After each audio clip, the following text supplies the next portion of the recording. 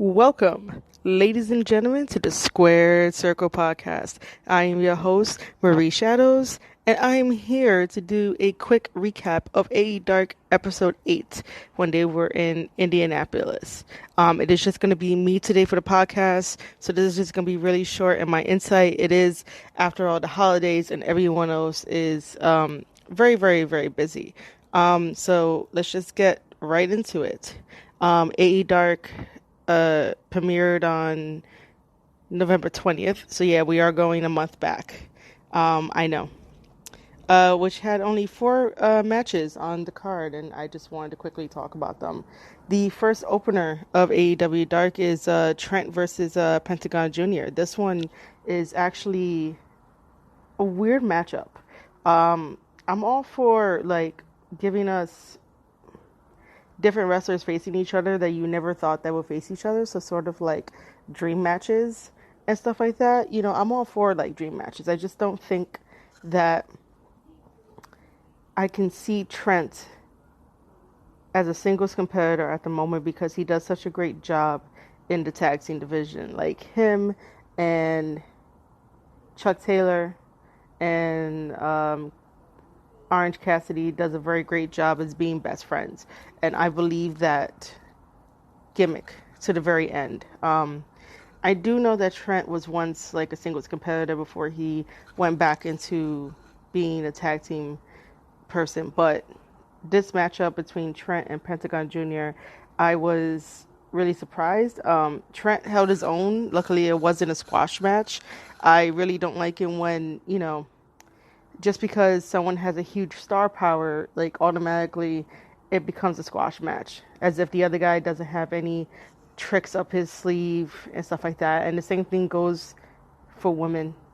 That'd be a very good topic to have like an insider look at the differences between like star power versus men, or I should rephrase it as star power when it comes to men versus star power when it comes to women, whenever they have like certain matches and matchups.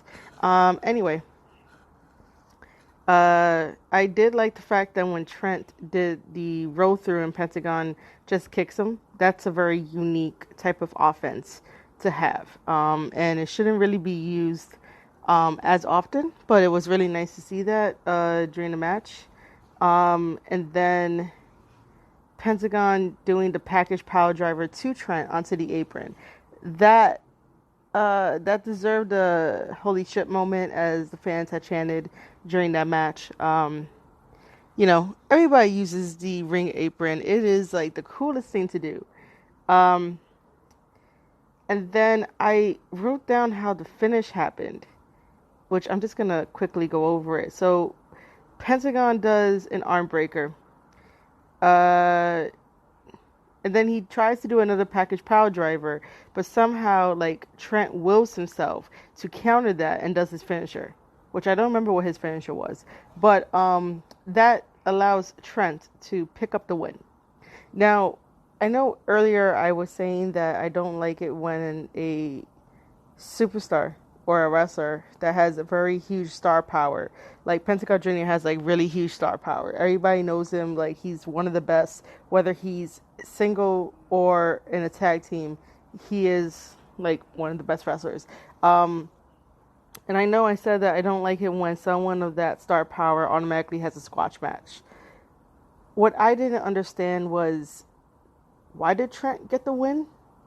You know, I'm not one to really follow this whole wins and losses matter in AEW. I'm just here to watch the product because I love the product and I believe in what AEW stands for. But this one had me scratching my head as to like, why did Trent win? Like, what does that really do for him in the long run when it comes to storytelling? Like, if Trent would have lost to Pentagon Jr., then it would have built up a story anyway, because it seems like, you know, Pentagon Jr. is like enemy number one among the tag division anyway. But then again, we could sort of see it as like Trent winning kind of infuriates Pentagon only because, Pentagon knows that he's the best, so like he shouldn't really lose. And then to lose to someone like Trent in a way. The story could be written there as, Trent got the win, a surprise victory over Pentagon, and then Pentagon and Ray Phoenix goes after best friends. And then we could see like a whole series of tag team matches with that, or even singles matches and stuff like that. I don't remember if Trent faced Ray Phoenix and stuff like that. But yeah, Trent becomes our winner for this match. It's just that sometimes when they put these matches together, I wonder if they think about like story. I do know that AEW thinks about the bigger picture and they think about long-term storytelling, which we barely have in the industry today. So I wonder if that goes into effect when they choose like the really odd person that you wouldn't think will win, but then they get a surprise win. It's not that big of a deal, and I'm not trying to make it that big of a deal. But, congratulations to Trent for winning against Pentagon Jr., who is one of the baddest guys there is to wrestle. That's just my take on it. So after Trent, we have our first women's match of AEW Dark, which is Shanna versus Big Swole. They show a vignette. If you want, it's not really a vignette. They like a vignette promo of Shanna, and she explains her history within the wrestling business. And I highly appreciate that video because I didn't even know anything about her. She's like super cool on Twitter, and she's a super cool person, but I didn't know anything about her. And then she explains her journey and stuff like that, and I was like, oh, so you were wrestling. It's just that you're wrestling on the other side of the world, and then you finally came here to the States to get recognized. And she is really good. She's really athletic. She's nimble. She could probably tell a really good story in the ring and stuff like that. So I appreciated the video. I appreciated the background of Shanna. Now, when it comes to Big Swole, I'm just going to say it. I am not a fan. There's just something that's missing for me to connect with her, to be like, all right, cool, I can get behind you. I have seen her wrestle live at Shine, when Shine would open up for Evolve here in New York City and Queens. So I have seen her live. I do know her work. I've seen her matches. It just doesn't do it for me. Like, I understand her character is Big Swole and she has a swole mentality and that she does things, beyond everything else. So before this match begins, Big Swole has her interview. And, I think that if you're going to be a heel, you got to do it right. And Chris Jericho is a huge example as to how to be a heel, and the advice that he learned to never bury your opponent fully should be applied to everything when you're a wrestler, even if you're a babyface or a heel. Like, the advice of don't bury your opponent, because then you're gonna have nothing left to talk about your opponent. You're not going to have anything else to say. Like, you can always praise them and then in a douchey way bring them down again as being a heel. So I just didn't really like the fact that Big Swole had been like, oh, boo-hoo, tell her story in a very cocky, egotistical way of her battling Crohn's disease and stuff like that. And,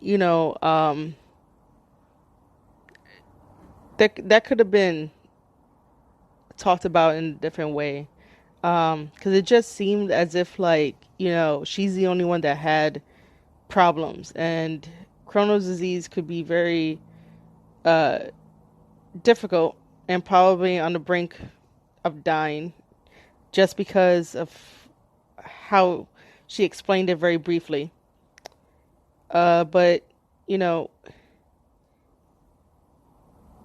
her promo just made it seem as if like no one else had any type of problems and whatnot. And I get it that like sometimes in this business, if you're a female, there are times where people are like, oh, you look too fat.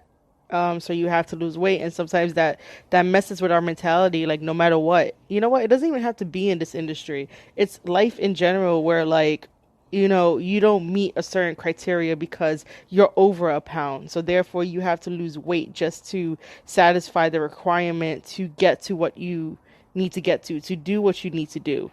And that takes a toll on women just because, we're told we're not good enough, that like we don't look the part. Camera adds like 10 pounds, or like when you take a picture, oh my God, that didn't look like how you looked without being in front of the light and being exposed that way. And that's why we have Photoshop to fix all that. But Big Swole's whole promo to Shanna just totally disregarded her problems, just to shine light on Big Swole's problems and how she overcame them, but in a very egotistical way that came off more bitchy than heel. And I might not win any favors with that comment, but that's just how I had interpreted it. That's how I saw it. Just a little more tweaking could be really good, because even though Shanna was talking about her life and her years that she put into the professional wrestling business, there was not once that came up in her mind about her opponent. Even though she's a huge babyface, and the whole point of the video package was to tell who Shanna was, she could have easily slipped in there like, oh yeah, by the way, I'm facing such and such, and whatever, say something from there. But yeah, that's just my take on it. When this match was happening, Shanna and Big Swole should have practiced earlier, because obviously this looked like their first time meeting, and there wasn't no smooth chemistry in it. There wasn't nothing there where it felt like it was supposed to go without a hitch. And I understand that every match really can't do that, but like if you've been doing this for a while, you should be able to at least carry the other opponent, so that way it could look semi-flawless, and there's no like missteps on trying to remember what spot you have to do, trying to remember that, oh, you're gonna throw me off the ropes, and then I might have to do a drop down, or you're gonna throw me off the ropes and we might clash and try to see who's stronger, like that shoulder to shoulder bump. It just looked like they didn't have enough time to prepare for each other to at least make it look like a seamless dance. And that's all we want. Like, that's all I want for the women's division. Not only in AEW, but like in all the rest of the wrestling promotions. That sometimes the women have to get together, start training together and sparring together and having practice matches together, so that way they could understand each other's movesets, they could understand each other's way of thinking, and have like a flawless match. It doesn't have to be perfect, it could just be flawless, where like it looks like $1,000,000. But this match was a little cringy here and there. What I did like though was that Shanna does the double foot stomp to the back of Big Swole. No one really does that. It looked dangerous, but that's sort of unique. That has to be used sparingly, because not every woman could take that. And then the dragon suplex as a finisher for Shayna to win the match. That is right. Shanna wins the match after doing the dragon suplex finisher. So that was the whole match of Shanna versus Big Swole. Moving on to the second women's match is Leva Bates, who is the librarian, versus Awesome Kong, and Awesome Kong has Brandy in her corner.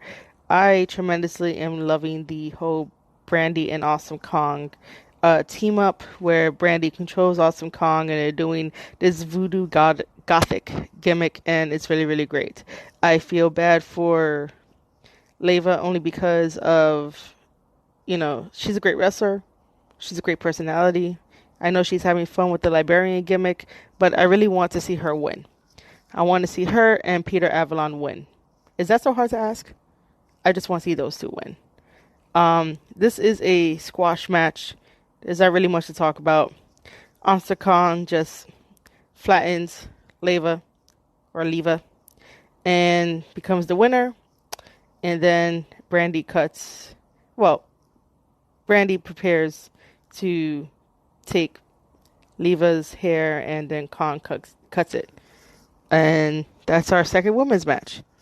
Then we have our main event, which is Kenny Omega versus Jack Evans. And there was people on Twitter who were grumbling about this match and saying that, why does Kenny always have to have like a 20-minute match? I mean, first of all, it's Kenny Omega.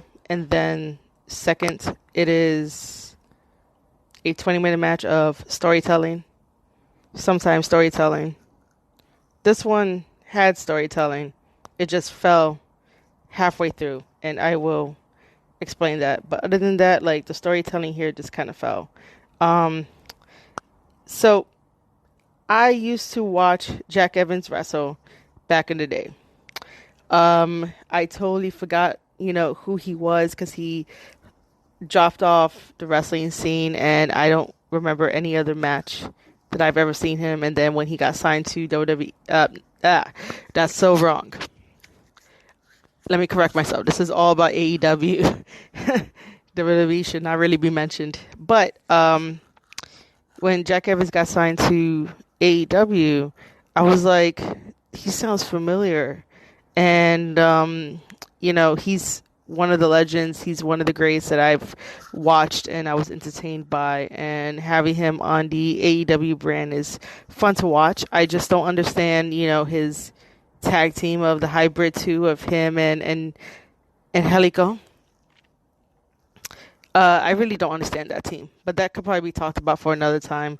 They might have to get a video package of Jack Evans and Angelico going, because I really don't know much as that. But I do know that I miss Jack Evans wrestling. I do know that. So this match starts off kind of fun, where, it was starting to tell the tale of who could one-up who.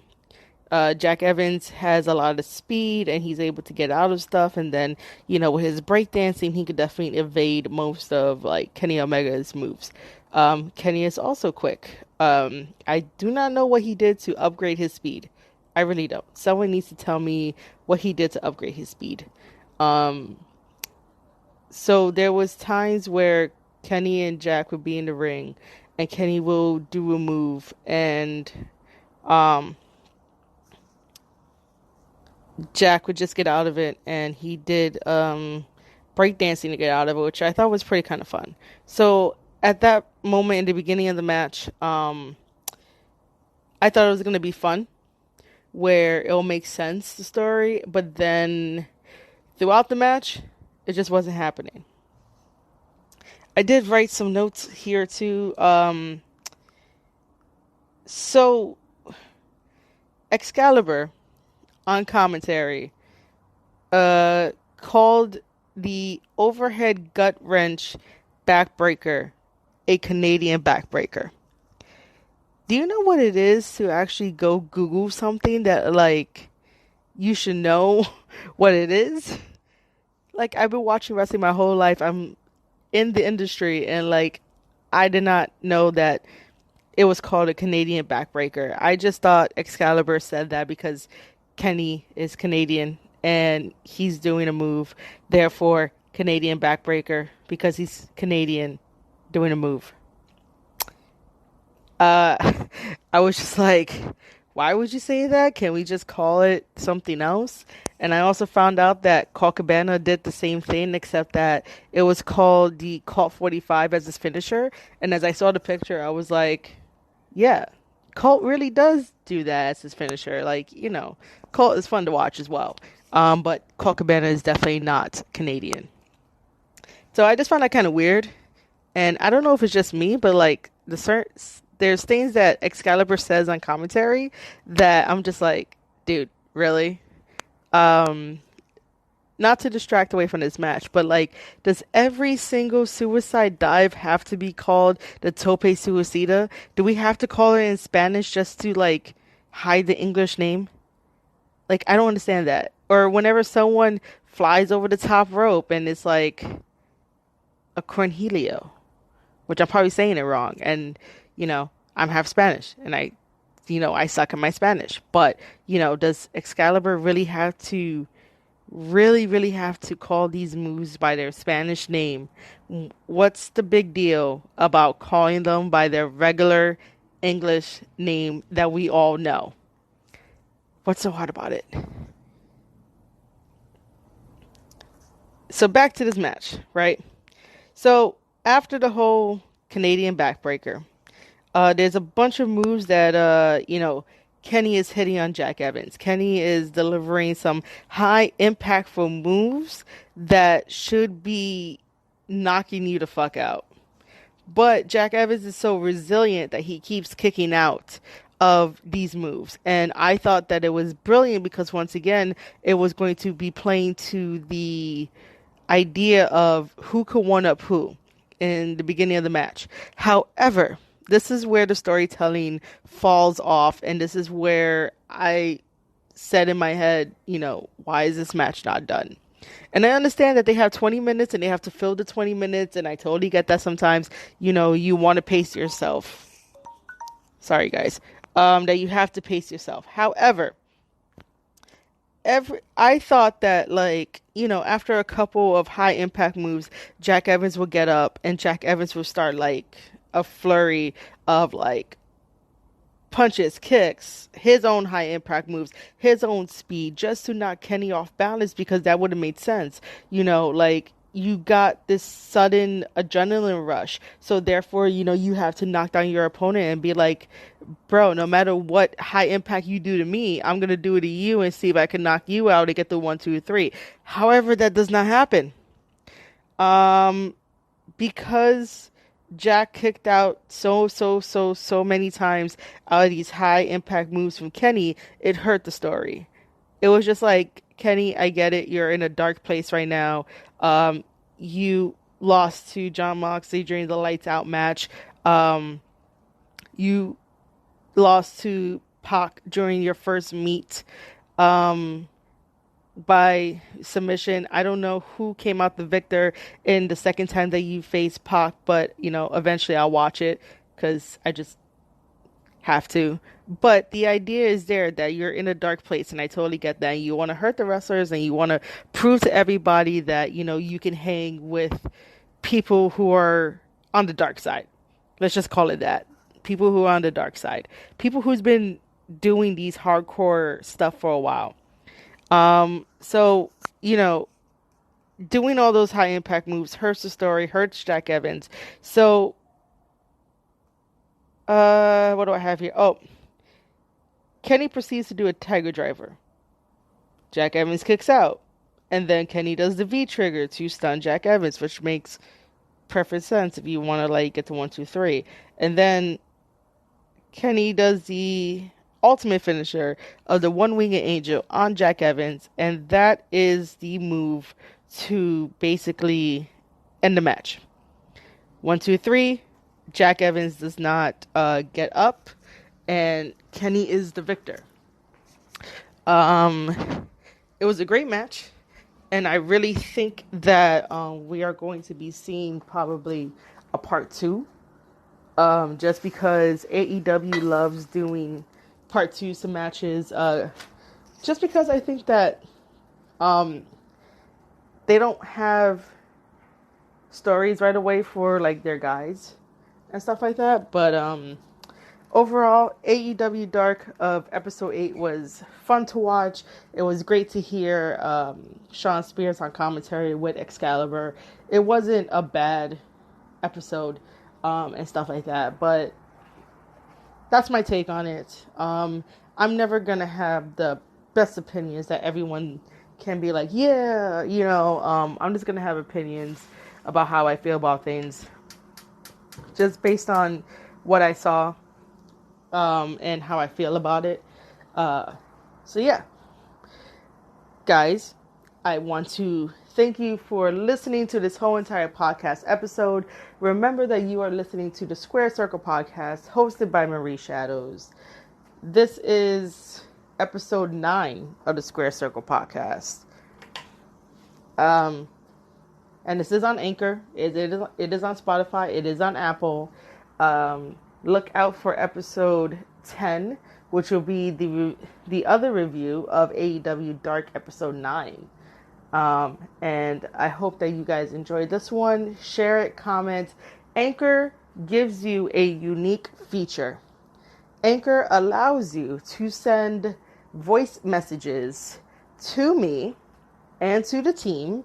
We will listen to it. We will probably play it on a future episode. So if you guys want your voices heard, or if you guys have a comment that you guys want to share, a suggestion, anything that can help out the podcast, or just talk about wrestling in general, make sure to leave us a voice message via Anchor, and that will help us. That's just like simple support, which we all enjoy and love. And we love the fact that you guys listen to this, you guys share it, and we could just talk about wrestling because that's just all of our passion here. Other than that, again, this is a Square Circle podcast. I am your host, Marie Shadows. Thank you guys for listening, and we'll see you in a future episode.